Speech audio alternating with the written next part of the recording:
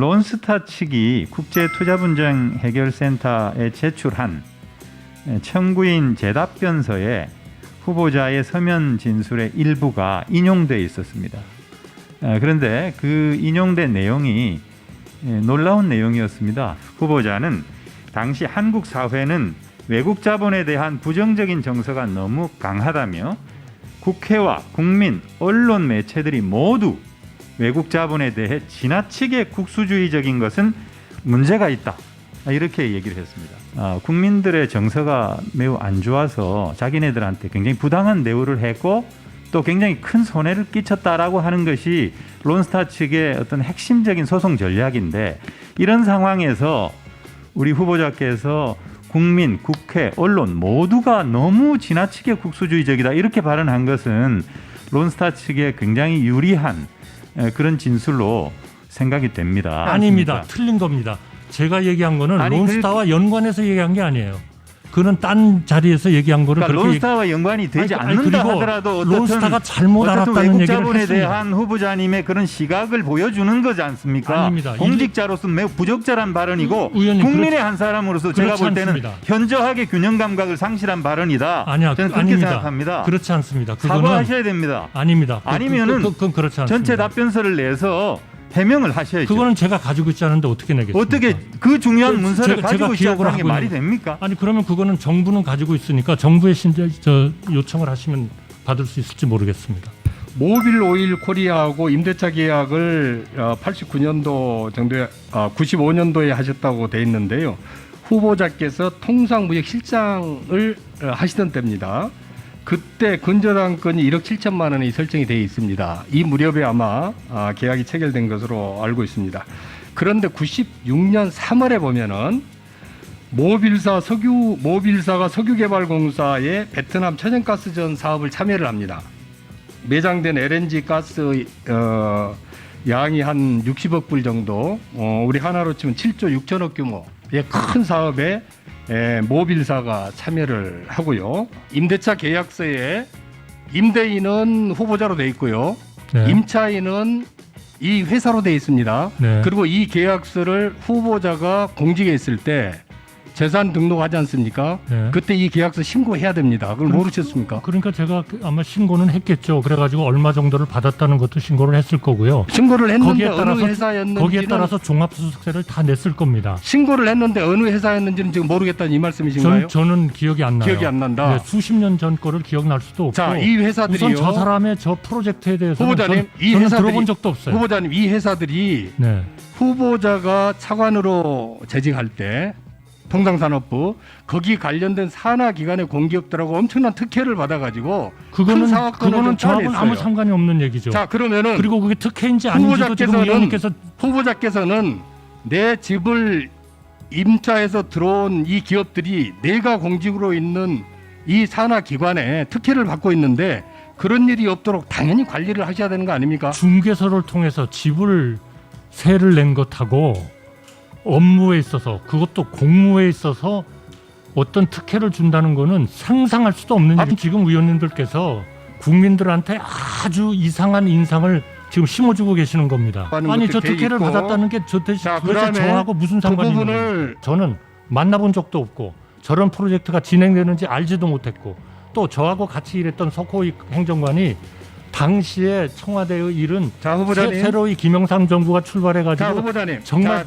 네. 좀 그 간단히 답변을 해주세요. 시간이 없지 않습니까? 아니 그러니까 터무니없다는 자, 후보자님. 말씀을 드립니다. 터무니없다. 자, 후보자님, 이 집은 다른 사람의 집이 아닙니다. 후보자 본인 소유 집입니다. 그리고 본인 소유 집을 관계되는 회사에 임대를 내준 거예요. 그러면은 저도 공직을 해봤습니다만은 혹시라도 이 저하고 연관된 이 세입자가 이상한 짓을 할지 안 할지 수시로 관리를 하면서 자기 관리를 해야 되는 겁니다. 그런데 후보자께서는 부동산 중개업소에서 소개한 거기 때문에 나는 아무런 관계가 없다. 그리고 이 산하 공기업에서 무슨 일을 하는지 차관이나 청와대 비서관으로서는 알 바 아니다. 이런 무책임한 발언을 하면은 무책임한 게 아니고요. 후보자께서 무책임한 게 앞으로 아니고 후보자께서 국무총리를 무책임한 하시더라도 게 아니고요. 황당하다는 말씀을 드리는 겁니다. 황당하다. 아까 우리 이해식 의원님이 말씀하셨습니다. 김현장의 고객사들을 얘기했습니다. BMW가 있었고 폭스바겐이 있었고 옥시가 있었고 일본의 미쓰비시 등 여러 기업들이 있었습니다. 후보자께서 김앤장에 안가해서 그런 외국 기업들과 간담회를 할 때 혹시 그런 기업들은 없었습니까? 제가 기억 안 나시죠? 그래서 영업비밀이라서 그거를 기업체 아니, 이름을 안 내시는 거 아닙니까? 그런 기회는 있었지만 네, 거기에 홍콩에 가가지고 그런 기업들하고 함께 간담회하신 적 없습니까? 거기에 무슨 현직 공직자가 있거나 아니, 제가 이런 공직자를 사람들은 얘기하는 게 저는 아니에요. 없었습니다. 네. 그 김앤장의 고객사들을 얘기하는 거고 그 고객사들이 후보자께서 대한민국 경제 현황과 정책 방향을 설명할 때 있었을 겁니다. 왜 그러냐? 그거는 김앤장이 돈을 벌기 위해서 그 고객사들을 상대로 한 서비스입니다. 그리고 후보자의 그 얼굴, 명성을 이용해서 김앤장은 그들과의 법률 서비스, 투자에 대한 전략 자문들을 계속해서 이어가는 겁니다. 후보자에게 20억을 줬을 때 그 회사들은 김앤장에게 수십 배, 몇백억을 줬을 수 있다. 그래서 후보자께서 정관 예우에 해당된다. 이런 주장에 대해서 터무니없는 주장이라고 생각하십니까? 그렇습니다. 그래요? 왜냐하면 정관 예우가 이런 뜻이 있다니까요. 아닙니다. 절대로 그렇지 않습니다. 절대로 그렇잖아요. 그러면 왜? 아니 강 의원님. 네. 존경하는 아니 강 제가 의원님. 먼저 질문할게요. 존경하는 강 아니 의원님. 여러 차례 얘기했습니다. 아니, 그렇기 때문에 제 얘기를 듣고 답을 하세요. 우리나라 제 법에 얘기를 듣고 답을 하시라니까. 네. 아니, 한번 보세요. 이렇습니다. 법률은 아니 다 바로 지금 답변하셨잖아요. 존경하는 강병원 의원님이 생각하시는 그런 일이 있을까봐 공직을 마치고 3년이 안 되면 그런 로펌에 갈 수 없도록 규정하고 있는 겁니다. 아니 그러니까 후보자께서는 3년이 지난 사람은 일단 그런 전관 예우의 가능성이 적어졌다고 우리 법률이 판단하는 겁니다. 후보자께서는 회전문 인사의 끝판왕이세요. 그걸 모르십니까? 아니 아니, 회전문 인사의 청와대 끝판왕이라는 건 경제수석을 뭡니까? 하시고 김앤장을 하셨습니다. 그때 김앤장은 론스타의 법률 대리인이었고 제가 그건 아니라고 말씀드렸지 론스타가 않습니까? 이 외환은행을 인수할 수 있었던 유권 해석을 해준 것들은 후보님께서 고문으로 있는 김앤장에 계실 때 현직에 있는 후보님의 정말 그 후배들이 그 유권 해석을 해줘서 론스타가 외환은행을 사들일 수 있도록 해준 겁니다. 존경하는 강병원 그게 의원님, 그거는 너무 오비라고- 나가신 겁니다. 오비락이라고 할지는 모르지만 너무 나가신 거예요. 이런 것들이 정관 예우이고 이해 충돌이라고 해서 이제는 법으로까지 다 금지하고 있는 사항들입니다. 후보자 시절에는 그런 일이 없을지 모르지만 그런 법이 없었을지 모르지만 지금은 그런 거를 법으로 다 막고 있어요. 여론조사를 한번 보실까요? 여론조사를 보면은 최근입니다. 후보자에 대한 인준 반대 여론이 46%입니다. 왜 이렇게 후보자에 대한 인준 반대 여론이 높아졌다고 생각하십니까? 상승한다고 생각하십니까? 저는 지금 존경하는 강병원 의원님께서 현명한 국민과 우리 인사청문위원회 현명한 위원님들 앞에서 선서를 하고 제가 그렇지 않다고 얘기하는 것을 계속 그렇다고 주장하고 계십니다. 좋습니다. 그럼 저는 이거 더 이상 보시죠. 드릴 말씀이 없습니다. 예.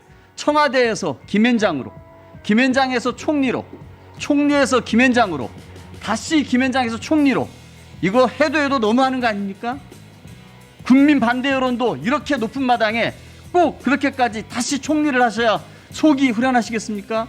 권력과 명예, 돈까지 다 가져야 속이 그렇게 다 후련하시겠습니까?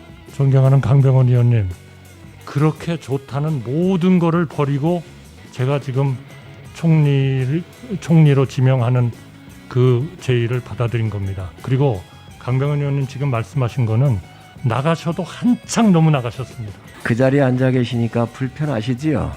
즐겁습니다. 야당 의원님들께서 사실관계가 아닌 것도 있고요. 또 너무 과하게 공격하시는 것도 있고 굉장히 속상하실 때도 있을 겁니다.